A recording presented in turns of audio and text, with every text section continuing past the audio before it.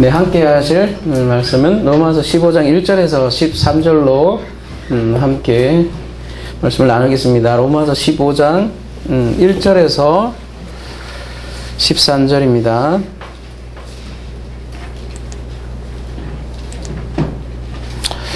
같은 생각, 하나의 일이라는 제목으로 함께 말씀을 나누고자 합니다. 로마서 15장 1절, 믿음이 강한 우리는 마땅히 믿음이 약한 자의 약점을 담당하고 자기를 기쁘게 하지 아니할 것이라.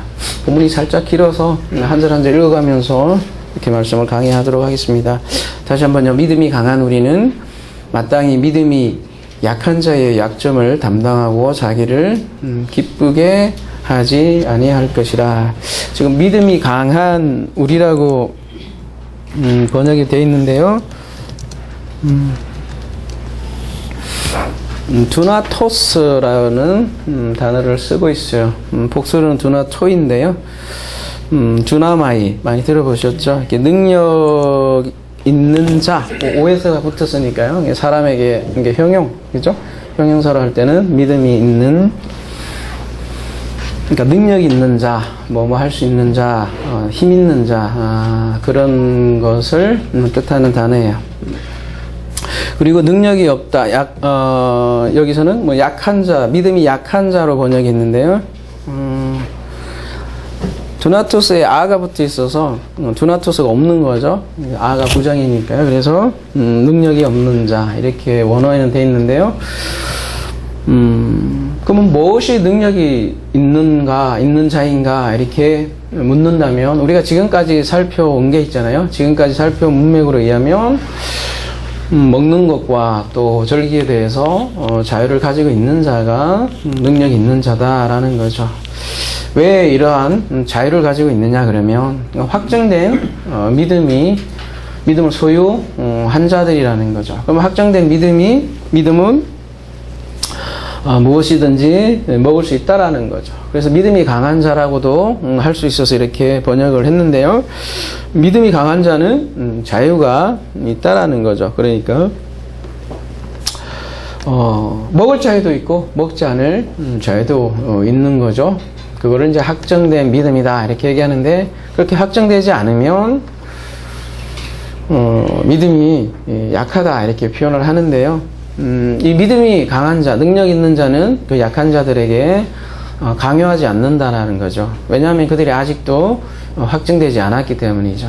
돕기마저 되지 않았다는 거죠. 그래서 그 형제들이 걸림돌이 된다면 그 형제를 위해서 자기 자유를 행사하지 않는다는 거죠. 그래서 기준이 어디까지나 형제에게 있다. 본인은 먹을 수도 있고 먹지 않을 수 있는데 자유인데 형제를 위해서 절제를 하는 거죠. 그래서 우리가 절제된 자유라는 표현을 썼는데 절제된 자유는 아름답다는 것이죠. 그러니까 능력 있는 자가 없는 자의 약점을 담당하는 거죠. 그리고 우리 지난 시간에 우리가 하나님 나라의 본질에 대해서 살펴봤는데요. 먹는 것과 마시는 것이 본질이 아니다. 그럼 본질이 뭐냐? 성령 안에서 성령 안에 있는 의와 평강과 희락이다. 그런 말씀 우리가 나눴죠. 그래서 확정된 사람들에게 확정된 그리고 하나님께 기쁨이 되는 그리스도, 그 그리스도에게 묶인 자, 종된 자는 성령으로 묶인 자는 에이레네를 추구하고 평안을 추구하고 화목을 추구하고 서로 세운다, 성전을 세운다, 그런 일을 추구하게 된다는 사실을 우리가 지지난주죠. 지지난주 함께 다룬 거죠. 그래서 능력 있는 자는 다른 말로 하면 하나님의 집을 그래서 세운다는 거죠. 그 능력으로. 이 로마 교회에는 유대인과 이방이 함께 있었죠. 그 당시에요. 그죠? 그리고 그 당시에 우리가 생각하기에는 큰 문제가 아니라고 생각할지 여러분 모르겠지만 대대로 전통으로 내려오고 있는 그 먹는 것에 대한 문제이기 때문에 굉장히 갈등이 많았던 모양이에요. 그러고 보면 근데 여기 믿음이 강한 우리는 이렇게 얘기하는 거 보면 사도 바울도 그쪽에 있다라는 거죠. 사도 바울도 먹을 수 있는 자유를 가지고 있었다는 거죠. 그런데 믿음이 강한 우리는 그 사도 바울을 포함해서 약한 자의 약점을 담당하고 자기를 기쁘게 하지 않는다 이렇게 얘기하고 있어요. 기준이 자기가 아니라 이웃이다. 그래서 2절에 이어서 이렇게 얘기하는 거죠. 우리 각 사람이 이웃을 기쁘게 하되 선을 이루고 덕을 세우도록 할지니라. 각 사람이 이웃을 기쁘게 하되 이렇게 되어 있는데요. 하라 이렇게 명령법으로 되어 있어요. 이웃을 기쁘게 하라. 그럼 이웃을 기쁘게 하라 이렇게 얘기한다면 그러면 남의 기분을 무조건 맞추라는 얘기인지, 그죠? 나의 성질 다 죽이고 무조건 이웃이 기준이 되라는 것인지, 아니면 이웃이 원하는 대로 무조건 따라가라는 말인가? 그건 아닐 텐데, 그죠? 그것이 아니라면 뭐냐? 뒤에 그래서 목적이 나오죠. 이웃을 기쁘게 하는데 그게 목적이 있어요. 막 그냥 무조건 기분 맞추란 말이 아니라 에이스라는 전치사를 쓰고 있어서 목적이죠. 뭐가 목적이냐면 아가도스죠. 선이 목적이 되게 선이 목적이에요. 이웃을 기쁘게 하는 목적들.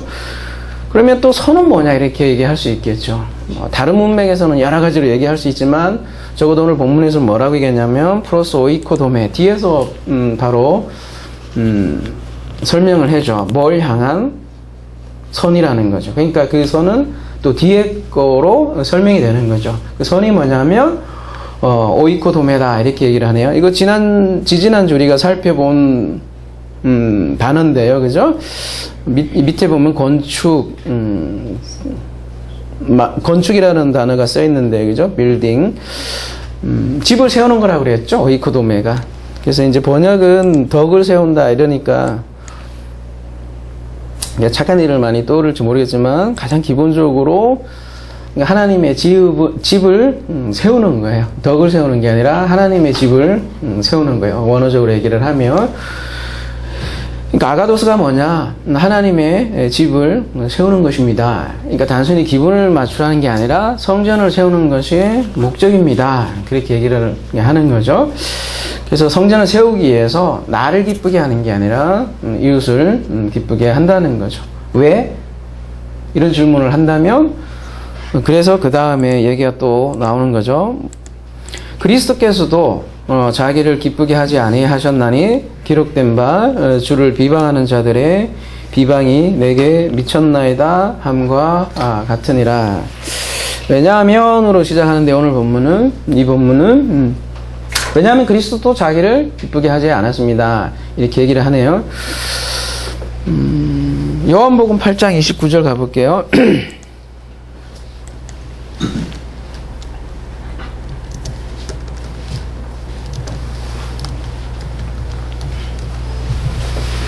나를 보내신 이가 나와 함께 하시도다. 나는 항상 그가 기뻐하시는 일을 행함으로 나를 혼자 두지 아니하셨느니라.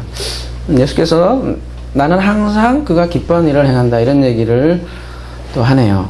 그리고 이어서 사도 바울도 그리스도께서도 자기를 기쁘게 하지 아니하셨나니. 그리고 이제 기록된 바 이런 얘기를 하고 있네요. 그죠? 기록된 바 이렇게 얘기하니까 성경에 기록이 되어 있다는 얘기죠. 그러면 성경을 인용하는 거죠. 주를 비방하는 자들의 비방이 내게 미쳤나이다 함과 같으니라.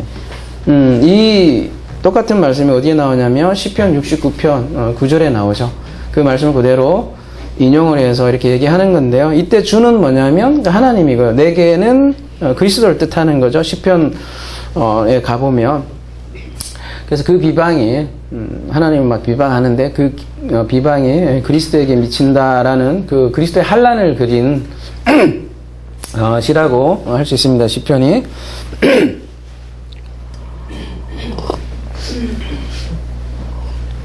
근데 십자가를 얘기하는 거죠. 근데 그 십자가 죽음은 그리스도 자신을 기쁘게 하는 게 아니다. 그 얘기를 그래서 하는 거죠. 빌립보서 가보면 근본적인 진술이죠. 똑같은 내용이 이렇게 나오는데요.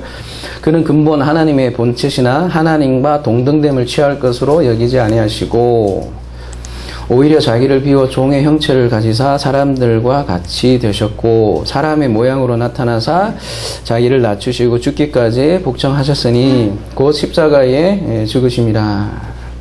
고린도후서 8장 9절 함께 가볼게요. 참 딱딱하네요, 그죠? 제가 봐도 제가 되게 딱딱해요, 그죠? 제가 가진 재주가 그밖에 없어서, 그죠? 너무 딱딱해요. 근데 그래서 다른 얘기를 안 해서 뭐 좋다고 하시는 분들도 있으니까요, 그죠? 우리 주 예수 그리스도의 은혜를 너희가 알거니와 부요하신 이로써 너희를 위하여 가난하게 되심은 그의 가난함으로 말미암아 너희를 부요하게 하려 하심이라. 이렇게 똑같은 말씀이 이렇게 나오는데요. 그러니까 이 십자가, 그러니까 그리스도의 십자가 사역 자체가 자기를 위한, 자기를 기쁘게 함이 아니라는 거죠. 오히려 더 나아가서 비방을 받고 조롱을 받고 수치를 받았다라는 거죠. 그러니까 왜 우리가 그래야 합니까? 그리스도가 그랬다는 거죠. 그죠? 그리고 이어서 사도 바울은 이렇게 얘기하는데요. 이건 이제 기록된 바 이렇게 얘기했으니까요. 시편 얘기를 하고 무엇이든지 기록된 바는, 지금 내가 성경을 얘기하는 것은 이러한 이유다. 뭐냐면 우리의 교훈을 위하여 기록된 것이니 우리로 하여금 인내로 또는 성경의 위로로 소망을 가지게 함입니다. 이렇게 얘기를 하는 거죠. 기록된 바. 왜 시편을 이렇게 얘기하는 이유는 우리를 위한 교훈을 위하여 기록된 것이다. 시편 69편 얘기하면 그게 왜, 여러분 시편에 많은 내용들이 있잖아요, 그죠? 그래서 어떤 사람들은 왜 그게 그리스도에 관한 거야? 이렇게 질문을 하는 분들이 많다는 거죠. 그거 그냥 다인 얘기지, 아니면 신학 선조들의 얘기지, 거기에서 왜 꼭 그리스도를 얘기해야 합니까? 이렇게 질문을 한다면 사도 바울도 또 그 질문에 대해서 이렇게 얘기하는 거죠. 우리가 기록된 바, 우리의 교훈을 위하여 기록된 것입니다. 그리고 모든 시편을 그리스도에게 적용하는 사도 바울의 모습을 볼 수 있다는 거죠. 그러고 보면 사도 바울도 성경을 구속사적으로 봤다는 거죠. 그러니까 성경은 그리스도와 교회에 관한 얘기다 이렇게 얘기를 하고요. 시편에서 그리스도를 보았다는 거죠. 앞으로 계속 더 봐도 그래요. 근데 또 그 그리스도를 보여주는 건 그리스도와 교회다. 그러니까 그리스도를 얘기하는 것은 또 나 때문에 기록되어 있다라는 거죠. 그래서 성경은 말하자면 나 때문에 있다라는 거죠. 그래서 우리의 교훈을 위해서 기록됐다 이렇게 얘기하는데요. 똑같은 맥락에서 고린도전서 10장에서는 이렇게 얘기를 하죠. 10장 11절 그들에게 일어난 이런 일이, 구약에서 일어난 이런 일은 본보기가 되고 또한 말세를 만난 우리를 깨우치기 위하여 기록되었습니다. 그러니까 구약의 기록이 나와 관계가 없는 것이 아닙니다. 이렇게 얘기하는 거죠. 더 나아가서 성경의 모든 기록이 우리 때문에 있습니다. 나 때문에 있다라는 거죠. 그래서 구약의 아브라함, 이삭, 야곱, 다윗, 모세, 예레미야, 다니엘 이 모든 인물들이 과거의 어떤 나와 상관없는 한 인물이 아니라, 그리고 그 모든 인물들이 그리스도와 관련이 되어 있고 또 지금 사는 나에 대한 이야기라고 이렇게 진술을 하고 있는 거죠. 그리고 모든 성취가 사실 나에게서 이루어져야 할 그런 본복이라는 거죠. 그러니까 구원이라는 건 최종적으로 이 말세를 만난 우리에게, 나에게 다른 말로 하면 우리를 위해서 기록되어 있다, 그 얘기죠. 말세를 만난, 지금이 말세라는 거예요. 사도 바울이 얘기했을 때도 말세고 우리가 지금 숨쉬고 있는 지금도 바로 말세라는 거죠. 그 성경이 약속이 내 안에 성취되는 그 날에 직면한 그 날이 바로 말세라는 거죠. 성전을 세운다, 성전을 세운다, 그런 얘기를 많이 하는데요. 여기에서 성전이 세워지지 않으면 사실 그래서 성경의 모든 인물들이 거짓을 얘기하게 되는 거죠. 왜냐하면 자기가 믿는 것으로 성경의 말씀도 읽고 자기가 믿는 바로 성경에서 얘기하는 화자의 이야기도 자기 관점으로 그냥 읽는다는 거죠.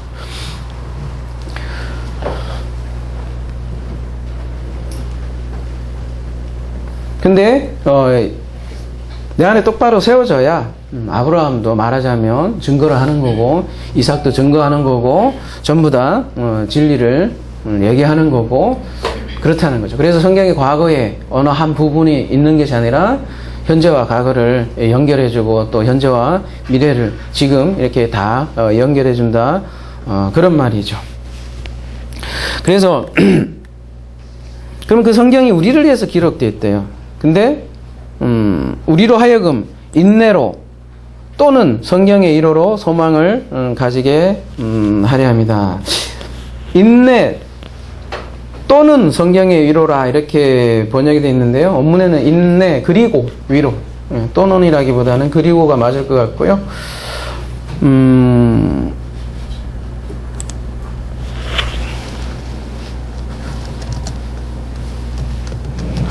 흠정력으로 함께 볼게요. 흠정력이 잘 번역을 한 것 같아요.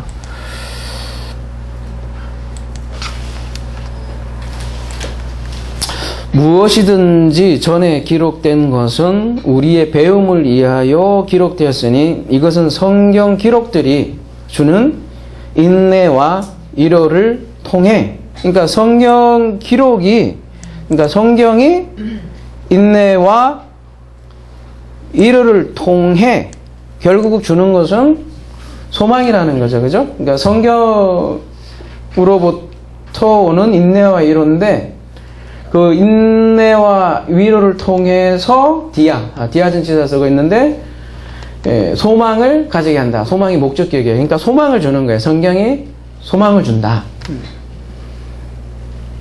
성경이 소망을 준다. 우리가 진리에 대해서 논하지만 진리는 결국 소망을 준다는 거죠. 그러니까 소망을 주지 않는 성경은 진리는 진리가 아니라고 얘기할 수 있는 거죠. 그래서 그죠? 똑같은 얘기인데요. 성경은 진리는 인내와 위로를 통해서 소망을 준다. 그 인내가 뭐냐? 뭐뭐 아래 머물다. 히포모네라는 단어를 쓰고 있는데요. 그 하나님 안에 머무는 것, 그리스도 안에 머무는 자체가 인내다, 이렇게 얘기하고 있어요. 그리고 위로는 뭐냐? 파라클레시스라고 되어 있는데요. 여러분이 잘 아시는 파라클레토스, 그죠? 보혜사라는 그 단어하고 같은 맥을 하고 있는데요. 그러니까 위로는 성령의 위로라는 거죠. 그러니까 그 성령의 위로가 있기 때문에 또한 뭐가 있냐면 인내가 있는 거예요. 그래서 이러한 인내와 위로가 성경을 통해서 온다는 거죠. 소망을 준다는 거죠. 에베소서 2장 12절 가볼게요.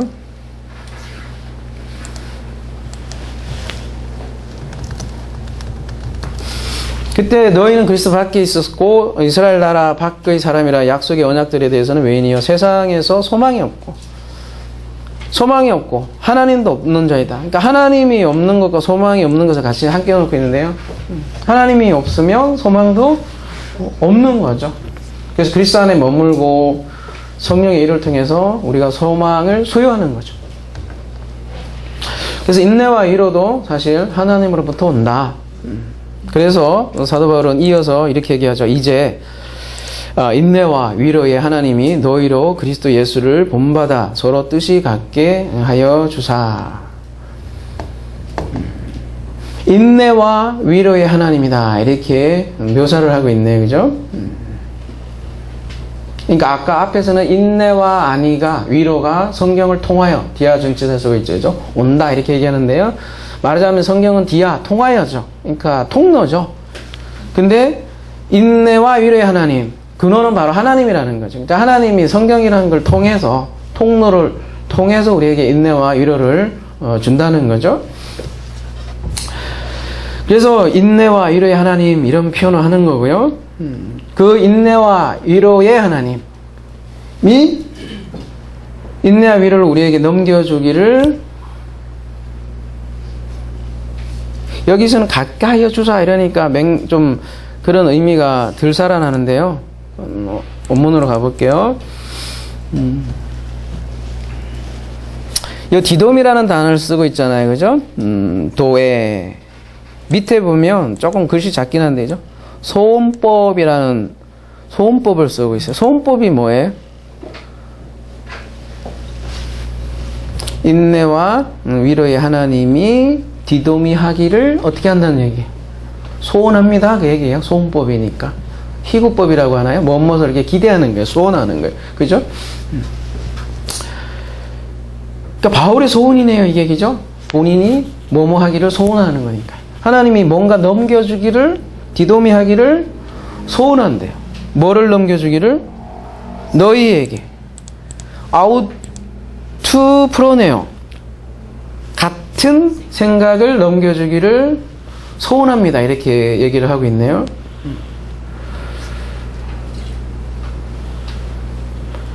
같은 생각이라고 했는데 아우토가 the same이라는 뜻을 갖고 있는데요.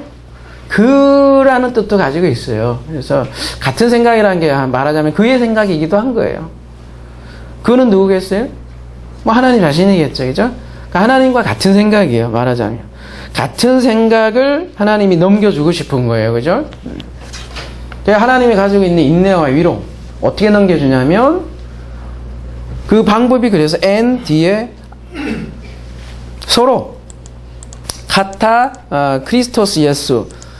예, 우리 번역본 뭐라고 했냐면 예수를 본받아 이렇게 바깥에서 뭔가 본받아 서로 뜻을 갖게 하여 주사 이렇게 돼 있는데 맥락이 살짝 다르죠.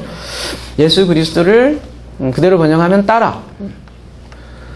카타는 뭐뭐 아래 이렇게 번역할 수도 있고요. 혹은 그러니까 그렇게 얘기하면 그리스도 예수 아래.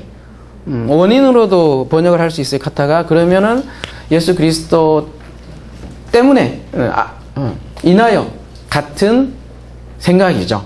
그러니까 하나님이 넘겨주기를 원하는 거예요.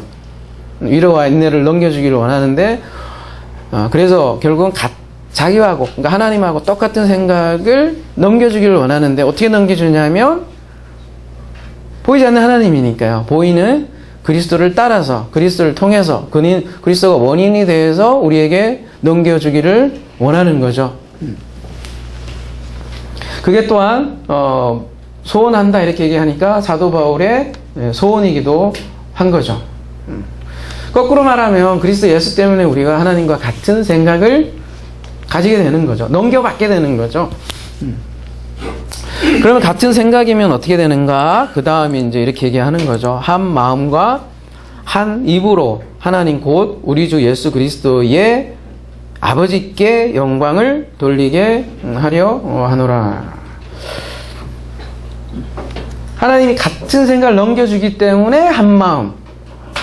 원어는 하나의 입이에요. 한 입이 뭐 하나지, 그죠? 더 확실하게 얘기하면 하나의 입이죠.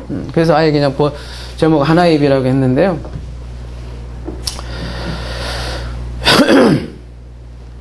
하나의 입이 되는 거죠. 하나의. 하나의 입이 무슨 의미입니까? 입이 뭐 하나지 뭐 여러 개인가 이렇게 얘기할 수도 있지만 여러분 여기 보세요. 그죠? 입이 수십 개네. 그죠? 근데 이게 한 입이래요. 예레미야 15장 19절 가볼게요. 여호와께서 이와 같이 말씀하시되 내가 만일 돌아오면 내가 너를 다시 이끌어 내 앞에 세울 것이며 내가 만일 헛된 것을 버리고 귀한 것을 말한다면 뭐라고 했냐면 너는 나의 입이 될 것이라 이렇게 얘기를 하고 있어요. 선지자한테. 그죠? 그들은 내게로 돌아오려니와 너는 그들에게로 돌아가지 말지니라.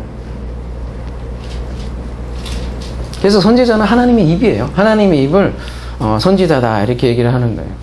그럼 왜 하나님의 입이냐면 하나님과 하나의 입이기 때문이죠. 같은 생각을 가지고 있고 한 마음이기 때문에 하나님의 입으로 사용되는 거죠. 그래서 오늘 본문으로 다시 돌아오면 아버지께 그러니까 한 마음과 한 입을 뭘 하느냐? 아버지께 영광을 돌리게 하려 함이라. 독사조죠? 영광을 돌리게 한다는 게 근데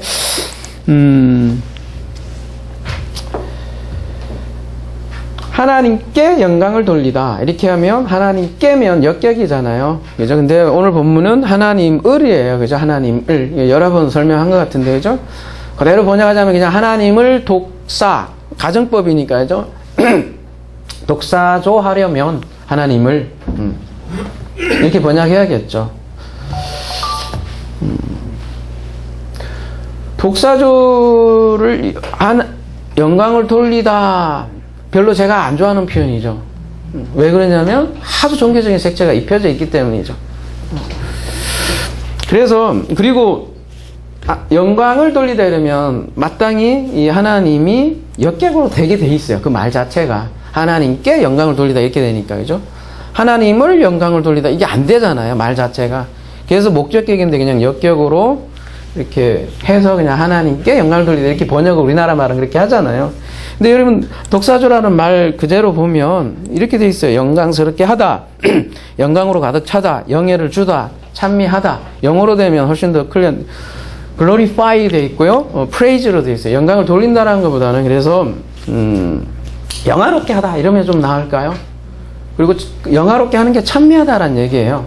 그래서 그러면 이게 목적격이니까 하나님을 어떻게 하면 되겠어요? 영화롭게 하다 이러면 자연스럽겠죠. 이 정도로 왜 번역을 안 할까요? 왜 이렇게 하나님께 그거 가지고 그러냐 이렇게 얘기할지 여러분은 모르겠지만, 그러니까 하나님께 영광을 돌리다면 굉장히 종교적 색채가 입혀있고 내 밖에 하나님께 뭔가 이렇게 이쁨을 보여서 뭔가 영광을 돌린다 이런 개념으로 하소 알고 있기 때문에 이게 이놈이 영광을 못 돌리네, 그죠? 무공으로 할게요. 죄송합니다. 그래서 문자 그대로 하면 찬미하다가 어떻게 보면 더 가까운 거예요. 뒤에서 계속 또 보겠지만 찬양하다 이렇게 해도 무방한 그런 단어고요. 그러면 그렇게 하면 목적격을 자연스럽게 받거든요. 하나님을 찬양하다, 찬미하다, 영화롭게 하다, 그죠? 그렇게 번역하는 게 좋겠다. 그래서 말씀드리는 거고요.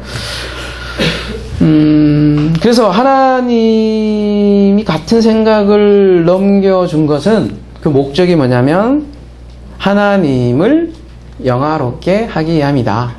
같은 생각을 넘겨주는 이유가 하나님의 영광이라는 거죠. 말하자면, 그죠? 그래서 같은 생각을 가지면 하나의 입이 되고 그 입을 통해서 하나님의 영광이 나타난다. 영광이라는 개념이 나타난다는 개념이 많다고 그랬죠. 그죠?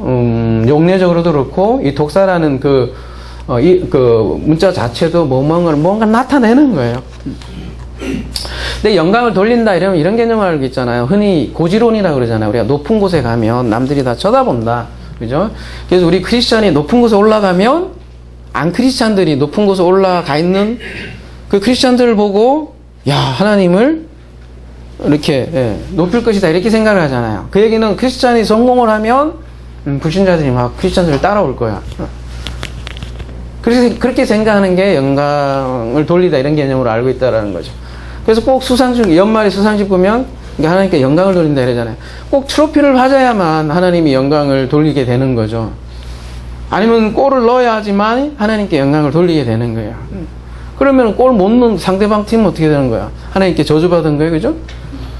게임을 하잖아요. 한쪽에서 막 골링을 넣어갖고 하나님께 영광을 돌리면, 그러면 골을 당한 골키퍼는 뭐예요? 걔도 열심히 교회 다니는데, 그러면 걔는 영광을 안 돌리는 거예요? 그러니까 영광이 그런 개념은 아니라는 거죠. 오늘 본문에 의하면 하나님께서 디도미하는 개념이 하나님이 넘겨주는 개념이고 그 영광을 그래서 소유했을 때 받았을 때 그 영광을 다른 표현하면 빛이라고 돼요. 여기 영광. 그래서 내 안에 있는 빛을 이렇게 발산하는 그런 개념이라는 거죠. 근데 오늘 본문에서는 좀 더 강조하는 게 뭐냐면 이러한 영광이 한 마음을 가지고 하나의 입으로 나올 때 그게 찬미가 되더라. 그리고 그게 바울의 소원이래요. 여러분이 14장에 보면 아까 제가 좀 딱딱하다고 그랬잖아요. 15장. 왜 딱딱하다고 여러분이 느낄지 제 스스로도 그렇게 느끼냐면 계속 같은 내용이 의외로 14장부터 계속 나온단 말이에요. 이 얘기를 이렇게 사도 바울이 이렇게 길게 할까, 그죠? 그런 얘기를 저 스스로도 하게 되더라고요. 말씀 연구하면서. 굉장히 길어요, 생각보다. 그러니까 믿음이 강한 자, 약한 자는 왜 이렇게 길게 서술할까? 그 양에 비하면요, 그죠? 로마서가 16장밖에 안 되는데 말이에요. 조금 더 연결하면 11장부터 시작돼요. 그죠? 유대인, 이방인 얘기가 11, 12, 13 나오죠. 여기 또 나오죠. 엄청나게, 우리가 하나님의 의라는 개념으로 로마서를 많이 보지만, 의외로 유대인, 이방인 얘기가 굉장히 많이 나온다고요. 그러니까 뭐 계속 길게 얘기하는 게 우리가 어떻게 보면 길게 느껴질 수도 있지만 그만큼 강조하는 거 아니겠어요? 그죠? 그럼 사도 바울이 진짜 관심이 뭔가, 소원이 뭔가, 그런 거를 이렇게 생각해 볼 필요가 있잖아요. 그죠? 거꾸로 생각하면 그만큼 같은 마음으로 하나의 입으로 찬양하는 게, 영광을 나타내는 게 얼마나 힘든 일이냐를 거꾸로 반추할 수 있다라는 거죠. 그러니까 하나의 입으로 찬양을 한다. 하나의 입으로 글로리파이 한다. 하나님의 영광을 나타낸다. 이게 바로 예배 아니겠어요? 그죠? 같은 생각, 같은 마음, 같은 입 가지고 하나님을 찬미하는 것. 그래서 여러분, 감사라는 엑소 호몰로게어라는 단어를 쓰고 있는데죠. 호모, 하나, 로게어, 로고스잖아요. 감사라는 말 자체에 이미 같은 말씀이 들어있어요. 감사라는 거는 벌써 같은 말을 가지고 있는 게 감사예요. 그 말씀 자체에 벌써.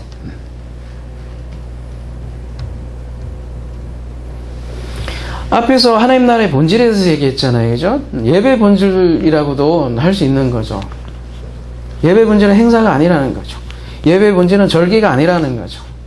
이 예배를 통해서 하나님의 영광이 나타나는 것. 하나의 입을 통해서, 하나의 입이 하나님의 입이기도 해요, 여러분. 그래서 그걸 나의 입이 될 것이다. 예레미야에서 예레미야에게 한 말이, 이게 네가 나의 입이 될 거라니까. 네가 나에게 돌아오면 네가 내 입이 돼서 말씀을 선포하게 될 거야. 네가 내 입이야. 근데 그게 하나의 입이다, 이렇게 얘기를 해요. 이따가 한나의 고백에서 또 나와, 그 편이. 그때 더 보기로 하고. 예배란, 그래서 하나님의 영광을 나타내는 거다. 그 하나님이 누구냐? 이렇게 물어볼 수 있잖아요. 그죠?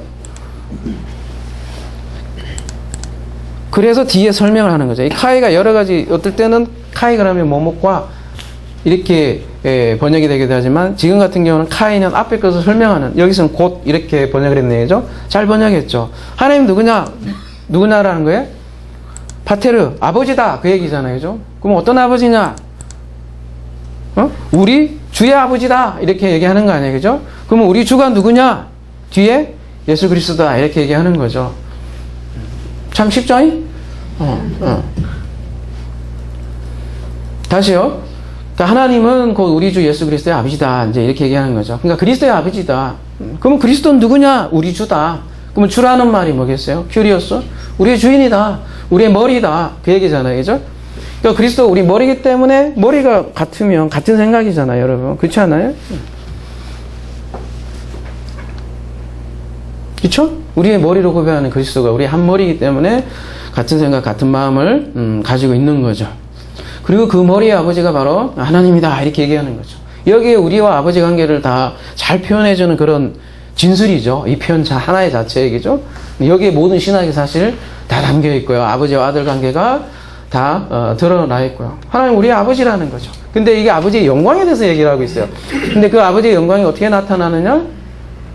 말하자면 아들을 통해서 나타난 거죠. 그거를 영광을 나타낸다, 영화롭게 한다라는 거죠. 빛으로 얘기할 수 있는 거예요. 안에 빛이 있기 때문에 그 빛을 빛내는 거다, 발산하는 거다. 그게 성전이죠. 성전의 목적이에요. 이게 하나님의 영광을 담는 게 하나님의 성전이라는 거죠.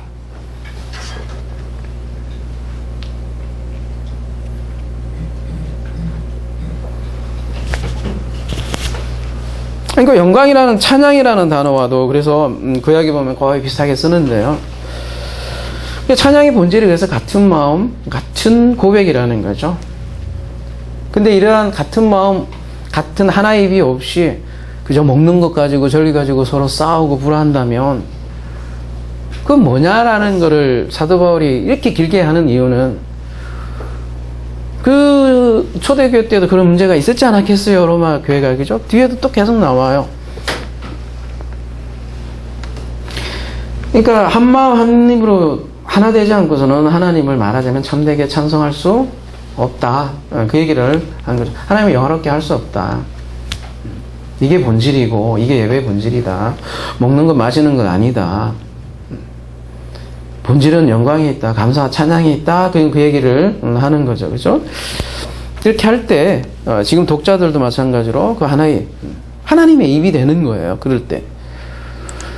그래서 7절. 그러므로 그리스도께서 우리를 받아 하나님께 영광을 돌리신 것 같이 너희도 서로 받아라. 그러므로 너희는 서로 영접하라 이렇게 얘기하죠. 서로라는 말을 쓰고 있죠. 그러면 서로는 누구겠어요? 그렇죠. 약한 자하고 강한 자, 능력 있는 자, 안 능력 있는 자 서로 전부 다 영접하라는 거죠. 왜요? 이렇게 물어본다면 결론은 버킹검이에요. 그죠? 결론은 그리스도의 맨날 그리스도께서 우리를 받았다라고 이렇게 번역이 되는데 영접했다. 그리스도께서 우리를 영접했다. 그 얘기하는 거예요. 왜? 이렇게 또 묻는다면 뒤에 이제 그게 또 목적이잖아요. 그죠? 여기도 똑같은 번역이겠지만 그죠? 왜겠어요? 영광이다. 무슨 뭐의 영광이라는 거예요, 그러면? 이걸로 볼게요. 이걸로 봐야 더 편할 것 같아요. 그죠? 그리스도가 플러스 람바라는 게 영접했다는 거거든요. 영접했다. 에이스 들어가면 왜? 목적이니까요. 영광. 뭐의 영광? 하나님의 영광을 목적으로 우리를 영접했다. 이렇게 얘기를 하는 거잖아요.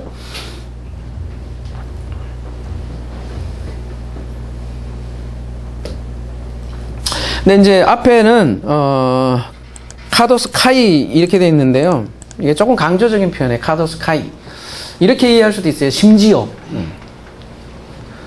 그러니까 우리 서로 영접하라 이렇게 얘기하면서 왜? 이렇게 묻는다면 심지어 그리스도가 우리를 영접했다.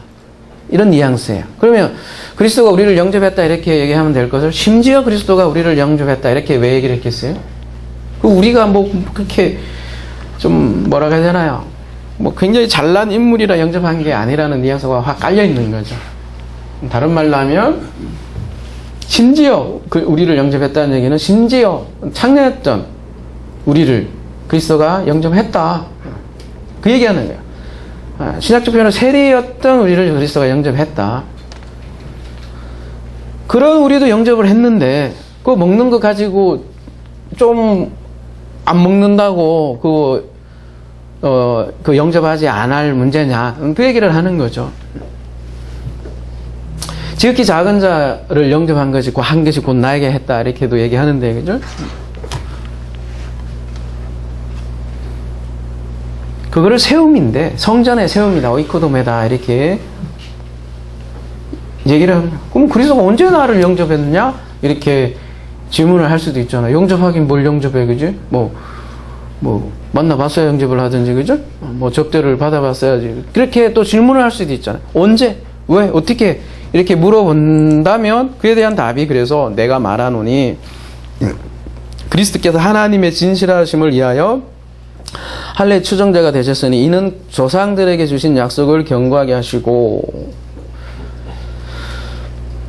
그걸 설명하는 거죠. 그리스도가 할례 추정자가 되었다?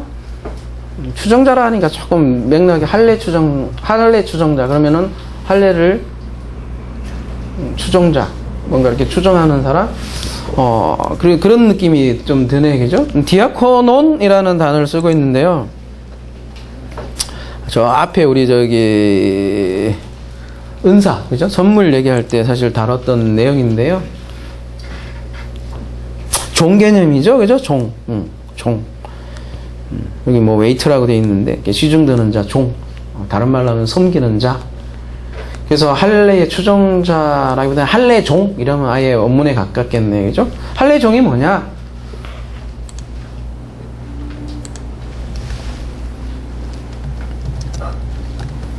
섬기는 자죠. 할례 섬기는 자. 인자가 온 것은 섬김을 받으려 함이 아니라 도리어 섬기려 하고 자기 목숨을 많은 사람의 대속물로 주려 함이라. 그러니까 할례 종이 됐다는 것은 그가 죽었다는 얘기예요. 그죠? 십자가의 죽음이 할례이기도 하잖아요. 그러니까 할례가 원래 그래서 죽음을 상징을 해요. 근데 하나님이 아브라함에게 약속을 했죠. 그래서 오늘 본문에도 보면 그 약속 얘기가 나와요. 그죠? 그리고 그 증표로 준 것이 증표가 할례예요.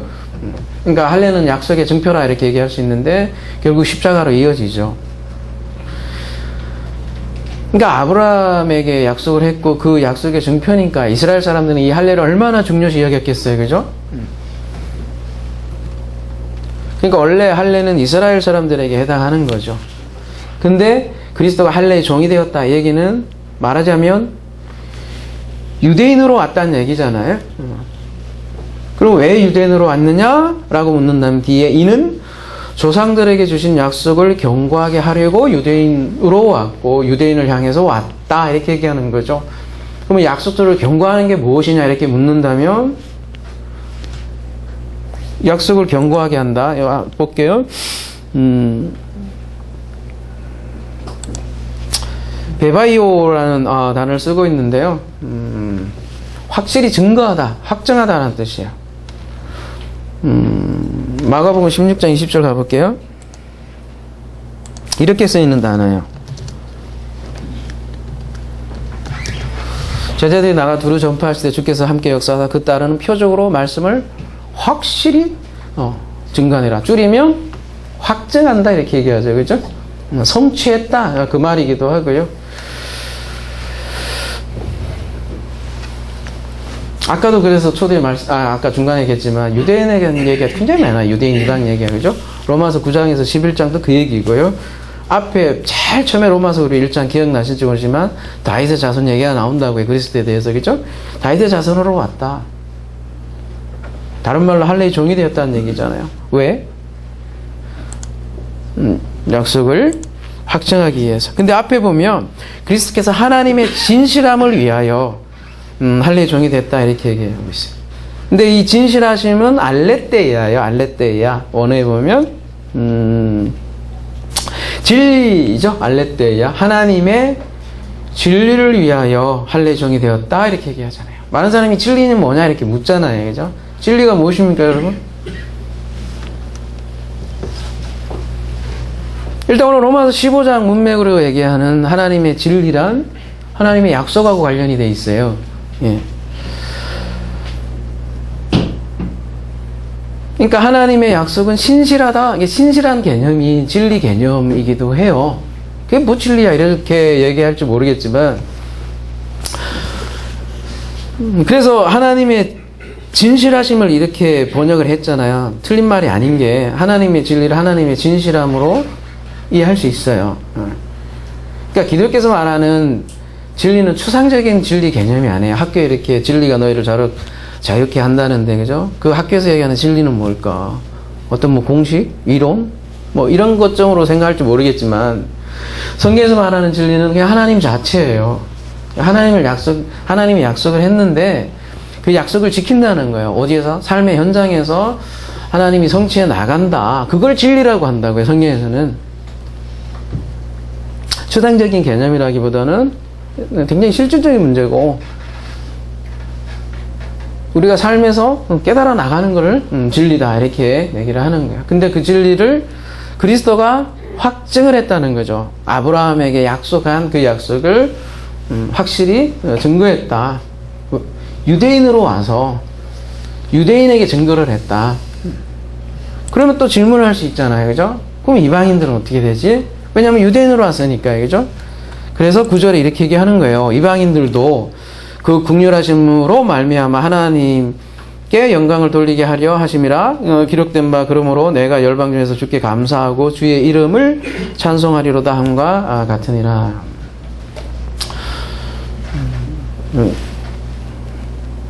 여기 보세요. 영광, 감사, 찬송 이게 다 같이 나와요. 그죠? 거의 같은 개념이에요. 그래서 그 아브라함 약속 가볼게요. 아까 여기 조상들에게 약속을 했다 이렇게 얘기하잖아요. 그거 보면 이방인들이 포함되어 있는지 안 보여 있는지 한번 가봅시다.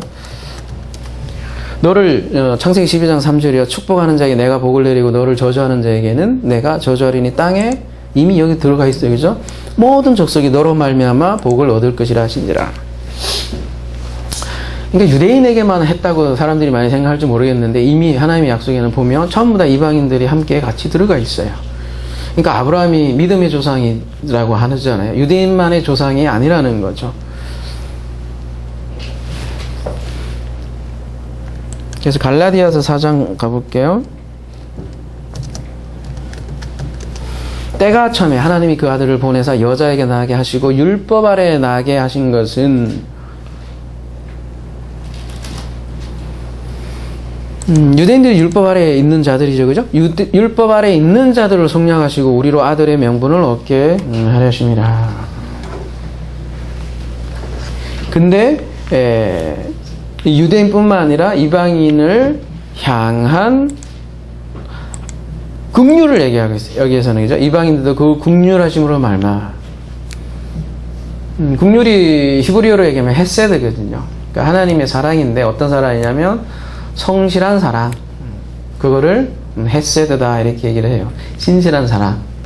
그게 또 진리이기도 해요. 성경에서 말하는 진리. 하나님의 사랑 그 자체가 진리라는 거예요. 그러니까 계속해서 보면 그래서 바울이 그죠? 유대인 얘기하죠. 또 이방인 또 얘기 또 해요. 그죠? 앞에서도 얘기했는데 또 얘기. 그러니까 유대인이 얼마나 뼛속 깊이 뭐라고 해야 되나요? 그 선민의식이 있었겠어요. 그죠? 그것 때문에 뭔가 하나의 입을 방해하고 있는 거죠. 그래서 사도 바울이 택한 방법은 구약 성경을 하나하나 언급을 하면서 인용하면서 이방인을 향한 헤세드를 증명해 나가는 거죠. 그래서 이어지는 본문들이 전부 다 유대인과 이방인의 그 하나됨에 대한 내용들을 계속해서 이어나가는 거죠. 굉장히 중요한 주제 중에 하나라는 거죠. 여러분이 길고 따분하게 생각할지 어떨 줄 모르지만 그만큼 그 시대의 중요한 문제로 생각했기 때문에 계속 나오는 내용이라는 거죠. 그래서 이어서 이제 성경을 다 기록들로 하나하나 증거해 나가죠. 또 이르되 열방들아 주의 백성과 함께 즐거워하라 하셨으며, 이게 시편 18편 49절을 인용한 거예요. 거의 같으니까 시편 18편으로 안 갈게요. 시간 관계상. 근데 어쨌든 시편 18편은 다윗이 지은, 다윗이 언제 찬양한 노래냐면 이방인들을 정복하고 찬양을 한 거예요. 그러면은 열방들아 주의 백성과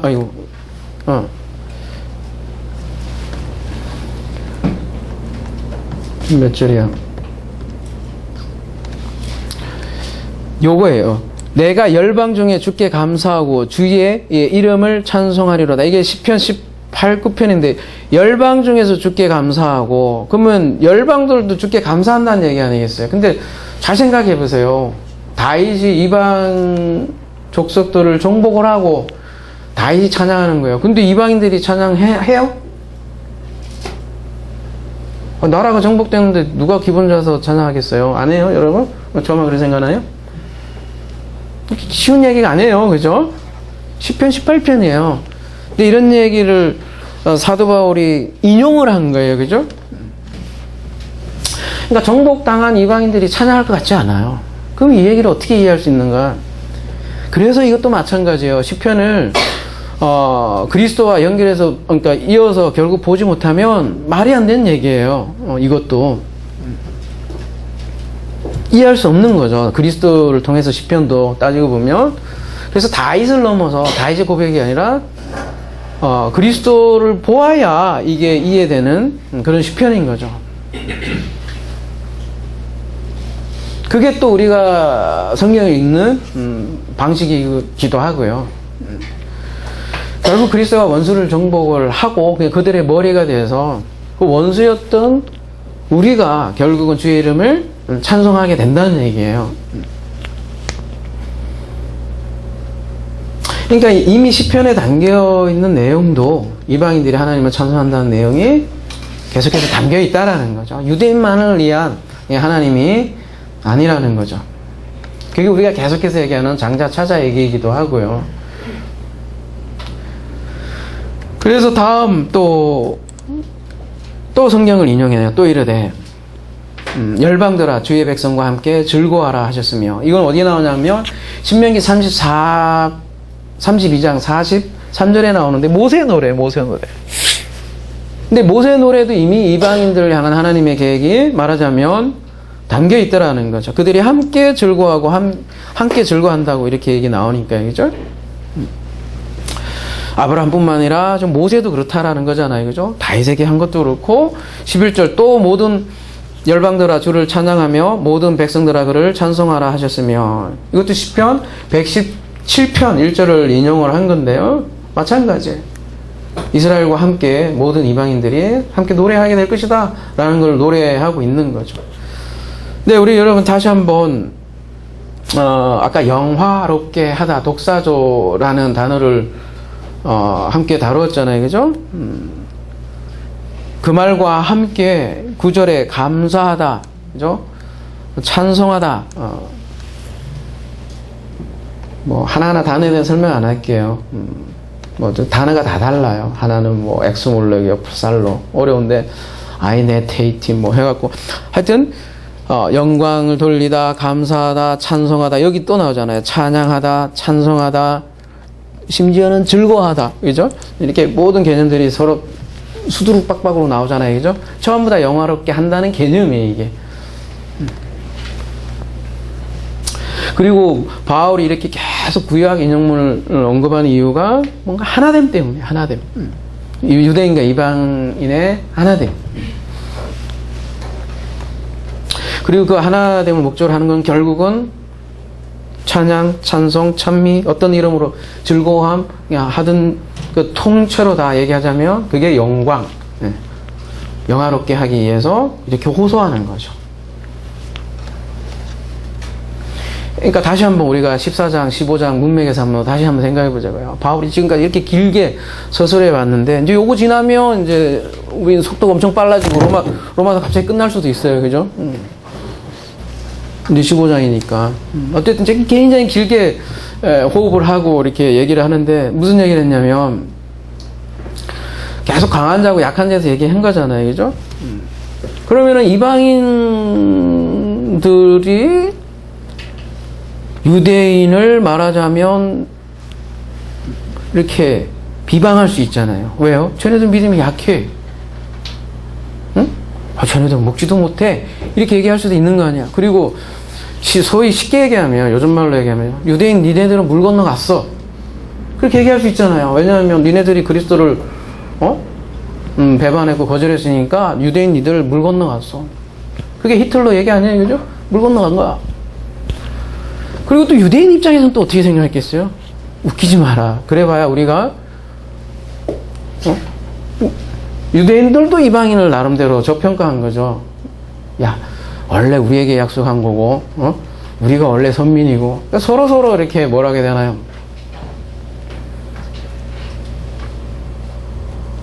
서로 멸시한 거죠. 어떻게 보면, 그죠? 자, 그런 현상이 있기 때문에 사도 바울이 이렇게 얘기를 하는 거죠. 이방인은 이방인 나름대로, 유대인은 유대인 나름대로. 그래서 우리가 다시 한번 기억을 살려보자고요. 로마서 제일 초반에 돌아가서 소위 말하는 이게 주제절이라고 하죠, 그죠? 왜 이런 얘기를 했냐를 다시 한번 생각해 보면 내가 복음을 부끄러워하지 아니하노니 1장 16절이요. 이 복음은 모든 믿는 자에게 구원을 주신 하나님의 능력이다. 이게 정의예요, 복음에 대한 저기, 그죠? 근데 이게 먼저는 유대인에게요, 그리고 헬라인에게로다. 이때부터 벌써 깔고 들어간 거잖아요. 그리고 이 내용들이 계속해서 이어져 나가는 거죠. 계속 사도 바울의 그러니까 염두에 둔 생각들이 기본적인 바탕이 이미 계속 이렇게 유대인 이방인에 대해서 먼저 초두에 소론부터 이렇게 벌써 계속 있던 거예요. 그의 머릿속에는.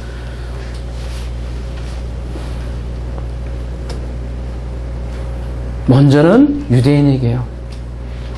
그리고 헬렌에게다. 우리가 구약 성경 많이 봤잖아요. 장자에게 나오고 차자에게 얘기 많이 나오고, 그죠? 야곱과 에서에게 나오고 수많은 이야기들이 다 사실은 이거와도 관련이 있는 내용이죠. 그게 복음이 돼요. 다시 돌아와서 끝났다 싶은데 또 해. 또 이사야가 이르되 이새의 뿌리 곧 열방을 다스리기 위하여 일어나시는 이가 있으리니 열방이 그에게 소망을 두리라 하였느니라. 지금 이제 이사야서 11장 10절을 이렇게 인용을 하는 거네요. 이 이사야 11장을 인용한 것도 열방 때문이죠, 그죠? 근데 이새의 뿌리래요. 이새는 다윗의 아버지죠. 다윗의 아버지인데 이새의 뿌리는 누구란 얘기겠어요? 그 뿌리는 그리스도란 얘기겠죠, 그죠? 그래서 유대인들은 그리스도가 다윗의 자손으로 나올 거라는 거를 알고 있었죠. 예언도 했고 성경에서 한결같이 예언하고 있고. 근데 유대인만이 아니라 열방 또한 그에게 원래 이사야에서는 돌아갈 것이다 이렇게 돼 있는데 사도 바울은 요 말을 살짝 바꿔서 소망을 두리라 이렇게 바꿔요. 그리고 결론을 소망으로 끝내고 싶었던 것 같아요. 그래서 뒤에 보면 13절에 소망의 하나님이 이렇게 소망으로 끝을 맺는다는 거죠. 이렇게 돌아가야 하긴 소망이 있죠. 그래서 12절과 13절을 연결하는 키워드가 사실 소망이에요. 그래서 13절에 소망의 하나님 이렇게, 아까는 뭐라고 해요? 인내와 위로의 하나님인데 지금은 소망의 하나님이 이렇게 얘기하네요. 모든 기쁨과 평강을 믿음 안에서 너희에게 충만하게 하사 성령의 능력으로 소망이 넘치게 하시기를 원하노라. 오늘 여기까지 본문이네요. 그죠? 13절. 똑같아요. 아까 인내와 위로처럼 소망도 하나님으로부터 온다는 거죠. 하나님의 사랑이라면 하나님이 사랑이고, 그죠? 그 사랑은 하나님으로부터 온다는 거잖아요. 소망의 하나님이라는 거는 주격으로 얘기하면 하나님이 소망인 거고요. 그죠? 소유격 근원으로 얘기하면 하나님으로부터 오는 소망이라는 거죠. 거꾸로 얘기하면 하나님의 소망이에요. 그죠? 인간에게 소망이 없다는 얘기예요.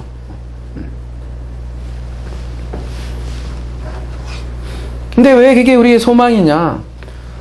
우리는 약속을 알고, 그 약속은, 하나님은 약속이 신실하다라는 것을 우리 성경을 통해서도 알고, 우리 삶의 하루하루, 우리 삶 가운데서도 아는, 뭔가 체험된 세포까지 박혀있는, 까지 들어가 있는 게 원래 아는 거라고 하는 거잖아요. 머릿속에 뱅뱅 도는 거 아는 거라고 하지 않잖아요. 내 뼛속 깊이까지, 세포까지도 아는, 그런 거 아는 거를 진리다, 이렇게 얘기를 하는 거예요.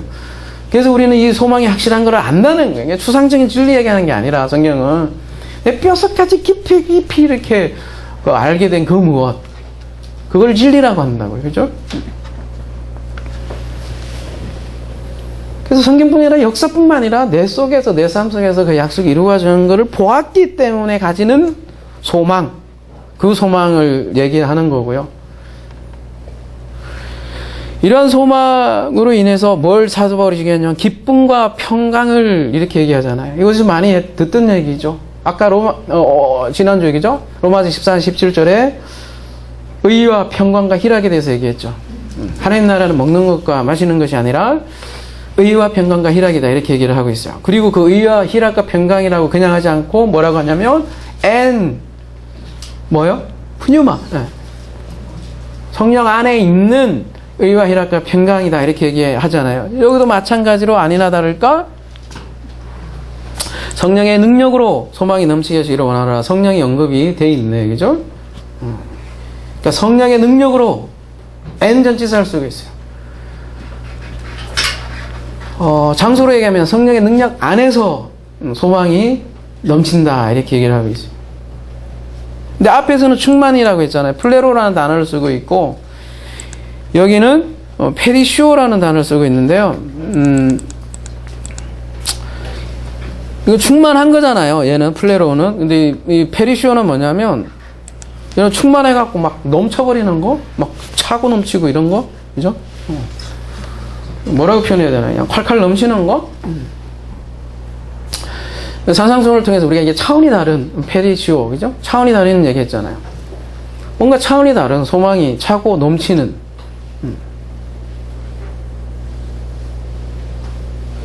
뭐가요? 소망이요. 근데 여기 보면 전부 다 전치사로 연결되어 있어요. 피스티오, 믿음으로. 그 다음에 엘피스, 소망으로. 드나미스, 푸뉴마로, 하기오스. 그죠? 전부 다 N으로 연결되어 있다라는 거죠. 믿음으로, 소망으로, 성령의 능력으로 뭐가요?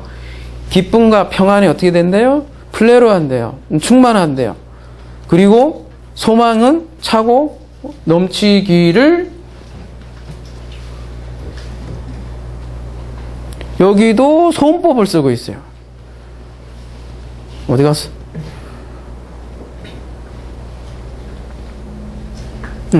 플레로인데 옆에 밑에면 동사 소음법. 이것도 사도 바울이 두 가지 소원이 오늘 본문에 나오네요. 그죠? 성령의 능력으로 기쁨과 평안이 충만한 거네요. 이게 성도가 가진 능력이라네요. 두나미스, 힘. 이게 앞에서 말하는 두나토스, 그죠? 능력 있는 자. 이게 능력이라고요. 여러분, 성령의 능력하면 눈이 시뻘개지는 거 아니라고요. 눈이 빨개져 갖고 말이야, 무슨 무슨 맥락으로 제가 이런 얘기 한 거 아니야. 눈이 시뻘개 갖고 말이야, 뭔가 막 사람 부담 갖게 하는 그런 성령의 능력을 얘기하는 게 아니라, 능력이 뭐냐면 기쁨과 평안을 차고 넘치게 해주는, 넘치게 해준다는. 그리고 이러한 기쁨과 평안이 충만하고 차고 넘치기를 바울이 어떻게 한다? 소원한다. 이게 기도예요, 여러분. 기도가 소원이잖아요, 그죠? 바울의 소원법, 그러니까 그게 기도잖아요. 그래서 오늘 강의를 마무리해야 되는데요. 소원법으로 한번 마무리를 해보려고요. 그죠? 바울의 소원법. 여러분, 강의 때 저희 눈 감고 기도 안 하잖아요, 제가. 할까요? 뭐 하라면 할게요. 저 잘해요. 저도 기도 시켜주시면 잘해요. 구정 때 제가 가서 다 설교하고 해요. 우리 집안 식구들에게. 왔다지게 해요, 저도. 목사님 기도 못해서 그런 거 아니야? 이렇게 여러분 얘기할 줄 모르겠어요. 언제 한번 기도하고 싶어, 그죠? 그래, 저쪽에 가서는 했잖아요. 그래서 했는데. 근데 지금 제가 하는 게 하나하나가 기도예요, 여러분. 그걸 꼭 좀 이해했으면 좋겠어요. 한나의 기도도 마찬가지만. 제 소원이 남겨 있지 않겠어요, 여기에, 그죠? 그냥 입만 나부른 그러겠어요, 제가. 기도는 능력이에요, 그죠? 누구 그냥 대신 봐서 소원 빌어달라는 게 아니라, 정말 뭔가 이 기쁨과 희락을 주는, 생명을 살리는 일이 기도라는 거죠. 그래서 우리가 항상 강연을 마무리할 때 제가 기도합니다, 이렇게 한다. 예수 이름으로 안 해요. 예수, 막 시큰 자기 소원 얘기해놓고 예수 이름 딱 브랜드 붙이면 예수의 기도인 줄 아는 거죠. 그렇죠? 예수 이름이라는 얘기는 예수의 말씀으로 이미 우리가 같은 생각, 같은 마음으로 하나의 입으로 얘기할 때 이미 예수의 이름이에요. 그렇게 기도한다는 거지. 무슨 지 얘기 다 하고, 응? 로또 맞게 해주세요 하고 예수 이름으로 기도합니다 하면 로또 대주던가.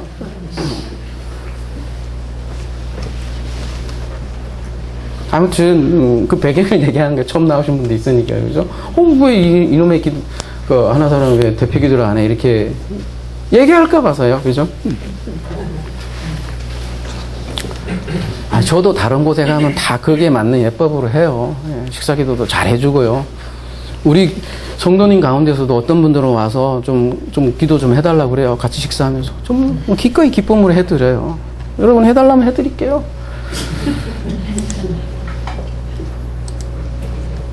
근데 이게 우리가 이미 한마음으로 함께 지금 기도하는 현장이 예배라는 걸 여러분이 이해하시기 때문에 지금 이 시간 자체가 벌써, 그죠? 꽉 눈 감고 그렇게 하는 것만이 기도하는 거죠. 눈 감고도 좋죠, 여러분. 개인적으로 할 때는 더 깊이 들어갈 수도 있고, 그죠? 이해를 해달라 하는 차원에서 하는 거고, 제가 얼마나 멋들어진 기도를 오늘 마무리하는지 사도 바울의 입술을 빌려서 한번 제가 한번 할게요, 그죠? 그래서 대단원을 대략 마감하기 때문에 이제 이 기도로. 그러니까 이제 지금 우리가 나눴던 강의 내용과 이 사도 바울의 언어로 제가 한번 기도할게요. 그대로, 그죠? 두 가지 소원법이 있으니까, 인내와 희로의 하나님, 그리스도를 따라 같은 생각을 넘겨주기를 소원합니다. 이 기도라고, 그죠? 멋있죠? 그래서 우리 하나 사랑이 같은 마음, 하나의 입으로 하나님을 영화롭게 하길 소원합니다. 소망의 하나님, 믿음으로 기쁨과 평강의 하나님, 하나 사랑 안에서 충만하기를 소원합니다. 소망의 하나님, 성령의 능력으로 하나 사랑의 소망이 차고 넘치기를 간절히 소원합니다.